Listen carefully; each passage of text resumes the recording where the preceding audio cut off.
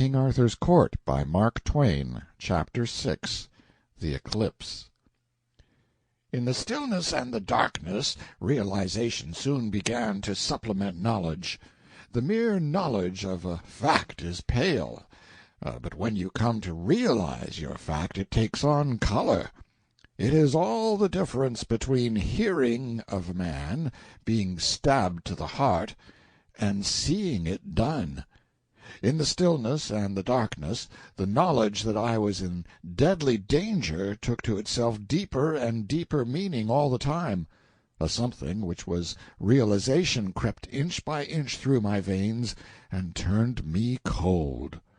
But it is a blessed provision of nature that at times like these, as soon as a man's mercury has got down to a certain point, there comes a revulsion, and he rallies.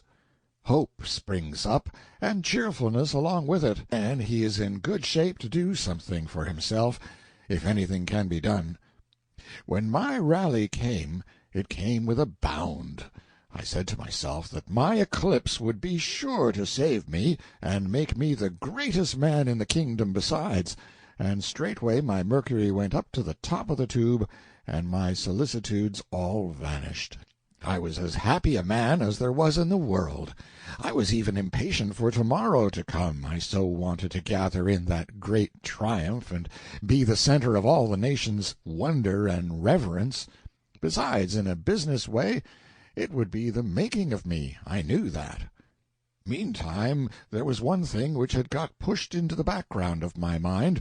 That was the half-conviction that when the nature of my proposed calamity should be reported to those superstitious people, it would have such an effect that they would want to compromise. So by and by, when I heard footsteps coming, that thought was recalled to me, and I said to myself, "As sure as anything, it's a compromise. Well, if it is good, all right, I will accept. But if it isn't, I mean to stand my ground and play my hand for all it's worth." The door opened, and some men-at-arms appeared. The leader said, "The stake is ready. Come." The stake! The strength went out of me, and I almost fell down.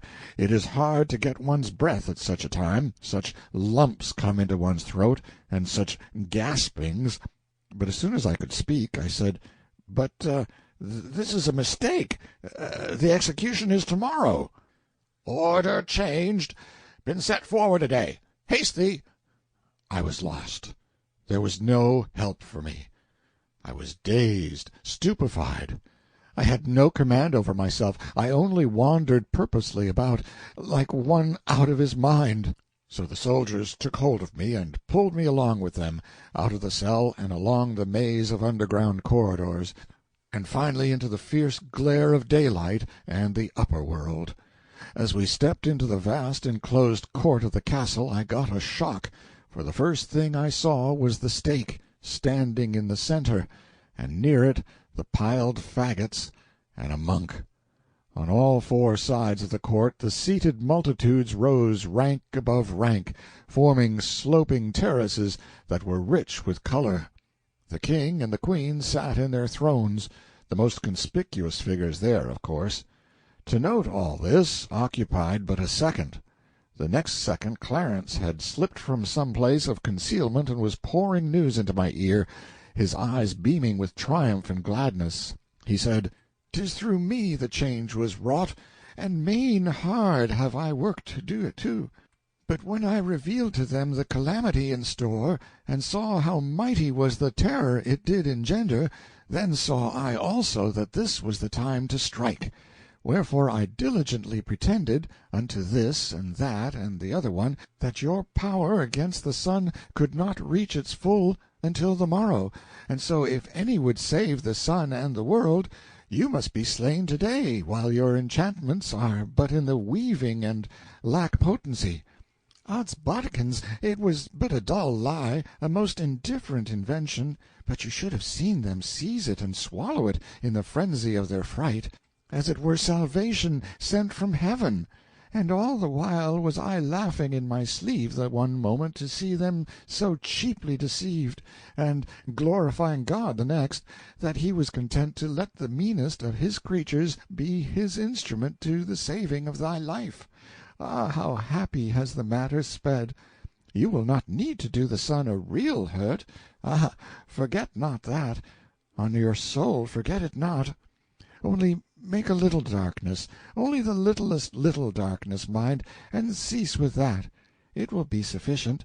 They will see that I spoke falsely, being ignorant, as they will fancy, and with the falling of the first shadow of that darkness you shall see them go mad with fear, and they will set you free and make you great. Go to thy triumph now. But remember, good friend, I implore thee, remember my supplication, and do the blessed sun no hurt, for my sake, thy true friend." I choked out some words through my grief and misery, as much as to say I would spare the sun, for which the lad's eyes paid me back with such deep and loving gratitude that I had not the heart to tell him his good-hearted foolishness had ruined me and sent me to my death. As the soldiers assisted me across the court, the stillness was so profound that if I had been blindfold I should have supposed I was in a solitude instead of walled in by 4,000 people. There was not a movement perceptible in those masses of humanity. They were as rigid as stone images, and as pale, and dread sat upon every countenance. This hush continued while I was being chained to the stake. It still continued while the fagots were carefully and tediously piled about my ankles, my knees, my thighs, my body. Then there was a pause, and a deeper hush, if possible, and a man knelt down at my feet with a blazing torch. The multitude strained forward, gazing, and parting slightly from their seats without knowing it. The monk raised his hands above my head, and his eyes toward the blue sky, and began some words in Latin. In this attitude he droned on and on, a little while, and then stopped. I waited 2 or 3 moments, then looked up. He was standing there petrified. With a common impulse the multitude rose slowly up and stared into the sky. I followed their eyes. As sure as guns, there was my eclipse beginning. The life went boiling through my veins. I was a new man. The rim of black spread slowly into the sun's disk. My heart beat higher and higher, and still the assemblage and the priests stared into the sky, motionless. I knew that this gaze would be turned upon me next. When it was, I was ready. I was in one of the most grand attitudes I ever struck, with my arm stretched up pointing to the sun. It was a noble effect. You could see the shudder sweep the mass like a wave. 2 shouts rang out, one close upon the heels of the other. "Apply the torch!" "I forbid it!" The one was from Merlin, the other from the king. Merlin started from his place, to apply the torch himself, I judged. I said, "Stay where you are. If any man moves, even the king, before I give him leave, I will blast him with thunder, I will consume him with lightnings." The multitude sank meekly into their seats, and I was just expecting they would. Merlin hesitated a moment or two, and I was on pins and needles during that little while. Then he sat down, and I took a good breath, for I knew I was master of the situation now. The king said, "Be merciful, fair sir, and essay no further in this perilous matter, lest disaster follow. It was reported to us that your powers could not attain unto their full strength until the morrow, but your majesty thinks the report may have been a lie. It was a lie." That made an immense effect. Up went appealing hands everywhere, and the king was assailed with a storm of supplications that I might be bought off at any price, and the calamity stayed. The king was eager to comply. He said, "Name any terms, reverend sir, even to the halving of my kingdom, but banish this calamity, spare the sun." My fortune was made. I would have taken him up in a minute, but I couldn't stop an eclipse. The thing was out of the question, so I asked time to consider. The king said, "How long? How long, good sir? Be merciful. Look, it groweth darker moment by moment. Prithee, how long?" "Not long. Half an hour, maybe an hour." There were 1,000 pathetic protests, but I couldn't shorten up any, for I couldn't remember how long a total eclipse lasts. I was in a puzzled condition, anyway, and wanted to think. Something was wrong about that eclipse, and the fact was very unsettling. If this wasn't the one I was after, how was I to tell whether this was the 6th century or nothing but a dream? Dear me, if I could only prove it was the latter! Here was a glad new hope. If the boy was right about the date, and this was surely the 20th, it wasn't the 6th century. I reached for the monk's sleeve in considerable excitement, and asked him what day of the month it was. Hang him, he said it was the 21st. It made me turn cold to hear him.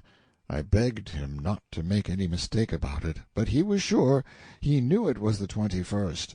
So that feather-headed boy had botched things again. The time of the day was right for the eclipse. I had seen that for myself in the beginning by the dial that was near by. Yes, I was in King Arthur's court, and I might as well make the most out of it I could. The darkness was steadily growing, the people becoming more and more distressed. I now said, "I have reflected, Sir King. For a lesson, I will let this darkness proceed, and spread night in the world. But whether I blot out the sun for good, or restore it, shall rest with you.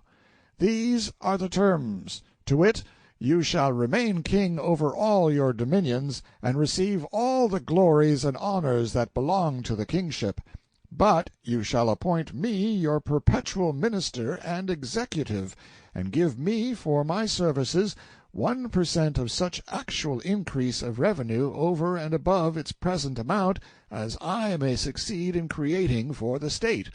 If I can't live on that, I shan't ask anybody to give me a lift. Is it satisfactory?"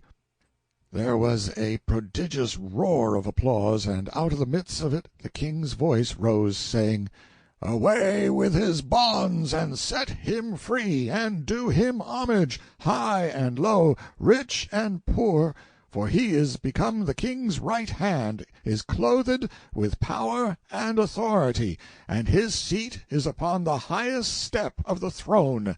Now sweep away this creeping night, and bring the light and cheer again, that all the world may bless thee." But I said, "That a common man should be shamed before the world is nothing, but it were dishonor to the king if any that saw his minister naked should not also see him delivered from his shame. If I might ask that my clothes be brought again—" "They are not meet," the king broke in. "Fetch raiment of another sort, clothe him like a prince." My idea worked. I wanted to keep things as they were till the eclipse was total, otherwise they would be trying again to get me to dismiss the darkness, and of course I couldn't do it. Sending for the clothes gained some delay, but not enough, so I had to make another excuse. I said it would be but natural if the king should change his mind and repent to some extent of what he had done under excitement. Therefore I would let the darkness grow a while, and if at the end of a reasonable time the king had kept his mind the same, the darkness should be dismissed. Neither the king nor anybody else was satisfied with that arrangement, but I had to stick to my point. It grew darker and darker, and blacker, while I struggled with those awkward 6th-century clothes. It got to be pitch dark at last, and the multitude groaned with horror to feel the cold, uncanny night breezes fan through the place, and see the stars come out and twinkle in the sky. At last the eclipse was total, and I was very glad of it, but everybody else was in misery, which was quite natural. I said, The king by his silence still stands to the terms." Then I lifted up my hands, stood just so a moment, and then I said, with the most awful solemnity, "Let the enchantment dissolve and pass harmless away." There was no response for a moment, in that deep darkness and that graveyard hush. But when the silver rim of the sun pushed itself out, a moment or two later, the assemblage broke loose with a vast shout and came pouring down like a deluge to smother me with blessings and gratitude, and Clarence was not the last of the wash, to be sure. Chapter 7.